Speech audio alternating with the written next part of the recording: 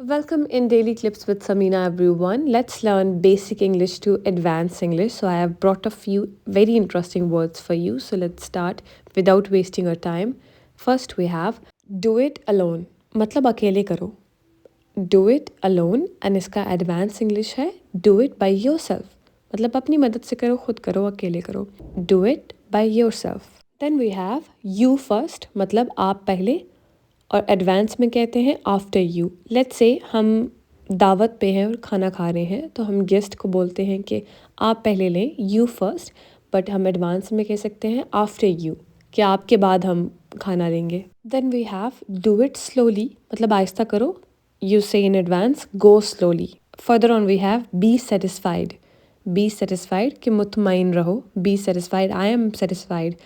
और उसको एडवांस में कहते हैं content. Be content, I am content. Then we have stay right here. Stay right here, यहीं पे रहो. आप उसको एडवांस में कह सकते हैं stay put. Stay put. Then we have stand away. Stand away कि दूर खड़े हो, उसको आप कह सकते हैं stand off. Stand off. It's a very advance way of saying it. Moving on we have do not touch. कि इसको छुआ मत, उसको हम एडवांस में कहते हैं हैंड्स ऑफ. मतलब अपने हाथ पीछे कर लो, don't touch. Moving on we have move a bit. Move a bit मतलब थोड़ा सा साइड पे हो जाए, उसको हम एडवांस में कहते हैं scoot over. Let's say somebody is sitting on the chair and you से आप थोड़ा सा साथ हो जाए तो you say please scoot over.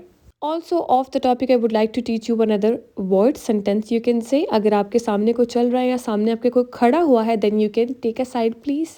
Last but not the least we have stop interfering. मतलब मामलात में दखल देना बंद करो, उसको हम एडवांस में कहते हैं stop मैडलिंग. Stop meddling. I really hope you find these helpful. Stay tuned for more such videos. Allah Hafiz.